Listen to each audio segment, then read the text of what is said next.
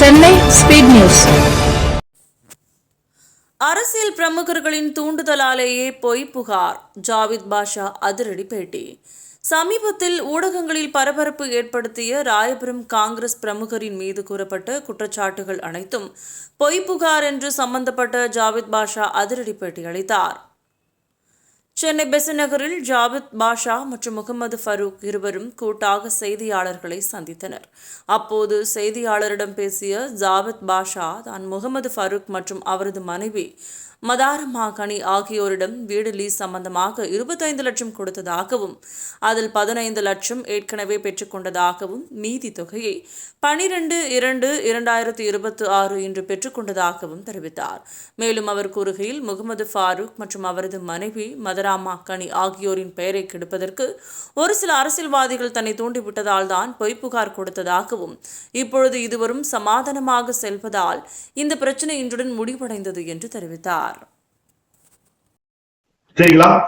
என் பேர் மட்டும் இல்ல, மதாரமா கனி இருக்காங்க. அவங்க ராயபுரத்துல மதாரமா கனி காங்கிரஸ் கமிட்டியில மாவட்ட தலைவியா இருக்காங்க. அவங்க உங்களுடைய பதவியை இவங்க கேம் விளையாடி தவறான முறையில செயல்பட பாக்குறாங்க. இதோடு முடிக்கிறேன். அனைவருக்கும் மாலை வணக்கம்.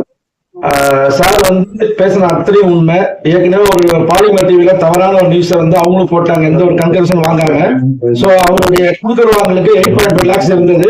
அவர் ஏற்கனவே சில தூண்டுதல்ல தவறான வாட்ஸ்அப் மெசேஜ் இதெல்லாம் நிறைய இடத்துல பரவ விட்டனாலதான் நான் என்று சொல்லிவிட்டு இப்பொழுது சமாதானமாக வந்ததால் அதை அழைத்துள்ளேன். துப்பாக்கியை காட்டுறது, துப்பாக்கியை காட்டு மிரட்டினாங்க, ஒரு பேட்டி கொடுத்தாரு. இது எல்லாமே தூண்டுதல் இருந்து அவரு ஒத்துக்கிட்டாரு. இது நான் தூண்டுதல் சொல்லல, இது நான் சொல்லிடுறேன். தூண்டுதல்னாக்கா இதுல அரசியல் ரீதியாக இவங்க என்ன பாக்குறாங்க. இதை வச்சுட்டு இந்த துப்பாக்கி விஷயத்தை வச்சுட்டு பெருசா ஒரு கேம் விளையாட அவங்க பாத்துட்டு இருக்கிறாங்க. நடந்ததுன்னு சொல்லி சொல்றதுக்கு இந்த இடத்துல இப்போதைக்கு அது முடியாது. லைசன்ஸ் இருக்கு சார், துப்பாக்கிக்கான லைசன்ஸ் இருக்கு சார். அவரோட துப்பாக்கிக்கான லைசன்ஸ் இருக்கு சார். உங்களுக்கு எப்படி தெரியுது? இது எனக்கு தெரியும்.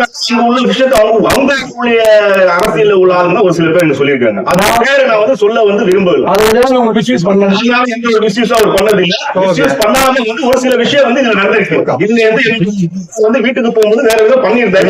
இப்போ அதான் நாங்க மறந்துட்டு நாங்க சமாதானம் போயிட்டோம். நாங்க பணத்தை வாங்கி அரசியல் காப்பீட்டுல மாவட்டத்துல பதவி வந்தது அரசியல் உள்ளவங்களுக்கு என் கட்சியை சார்ந்தவங்களுக்கு பிடிக்கல. அதோட யூஸ் பண்ணிக்கிட்டாங்க. அவங்க அது பதிவு ஆகிட்டாங்க. இப்ப சமாதானம் போயிட்டோம். அது எந்த விதமான இல்ல. இதுல முழுக்க முன்னாள் மாவட்டத்தினுடைய பேக்ரவுண்ட் இருக்கு. அதை நீங்க இன்வெஸ்டிகேஷன் பண்ணிக்கலாம்.